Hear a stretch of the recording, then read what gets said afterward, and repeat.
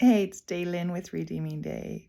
Thank you so much for listening to these videos. I have been thinking about vision. I've been thinking that we have to have a vision, is what it says in the word, right? We need to be intentional. Sometimes we're doing 10 things and we don't accomplish anything well. So I thought that was worth bringing up today. One of my favorite verses that I used on the prayer line all the time was Ephesians 2:10. And it says we are God's masterpiece. We are God's handiwork. In one version it even says we are God's poem, and he has prepared in advance good steps for us to walk in. And our responsibility, right? Our responsibility is to find out what those good steps are. So I would say that if we're doing 10 different things and we're not doing them very well, I would say that we're missing probably honing in on our vision. We're missing maybe what God has called us to do. And so maybe it's time to go down to 2 or 3 things. I know for me anyway, that certainly is true for me. And I thought maybe it might be a key for somebody else. Because in my past, I ran around like a chicken with my head cut off so many times. Multitasking. Even now I'm multitasking. Even now I've got the laundry going and the dishwasher going. And I want to make sure I'm accomplishing as much as I can. But I think one of God's lessons for us is right to enter into the rest. It says labor to enter into the rest.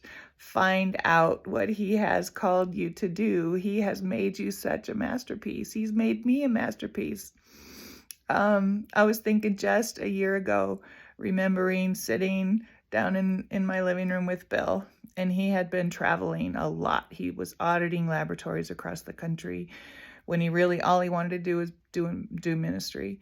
But he was working so hard and he had so many things on his mind, and we were sitting trying to decide about an event, whether we were going to be able to do this thing in between 2 of his back-to-back trips. And I held my hand out to him and I said, I don't want to do anything without you.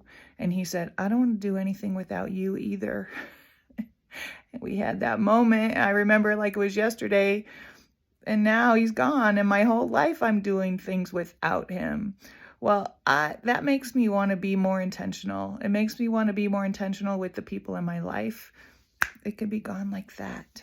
So that might be a key too. Love on your family. Forgive. Oh, be quick to forgive.